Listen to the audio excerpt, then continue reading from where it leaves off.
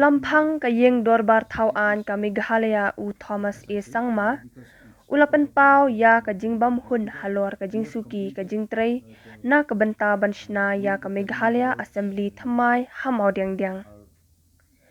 Ulampang ulaya thu ya ka ni habakran bat kinong tho khubor ha ka shitarik rempang ha office trikam jong ubala pentip ba ulawan ban jurip bat hun satya ya ka jingtei bat ula batha ban penkloy ya ka rukom tre. I'm not very happy with the progress of work, frankly speaking. So I've asked them to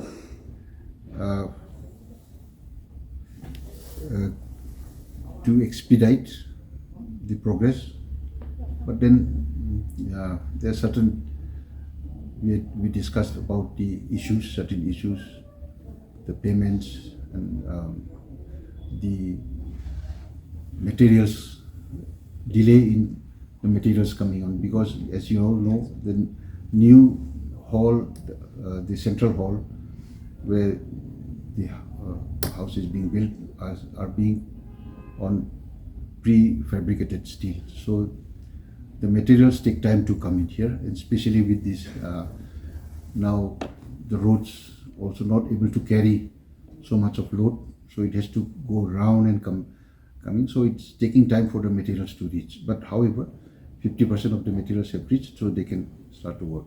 Progress is happening, but it's slightly slow, as I said earlier, because it's because of the materials not being able to reach, because we have completed only the paneling works and are being carried out in right wing and the left wing buildings. The work is almost complete. I can say safely that it is around almost 90%. The only part remaining, the middle portion, which is the main hall, where we'll have the assembly house. September deadline is still on. Still on, but delayed.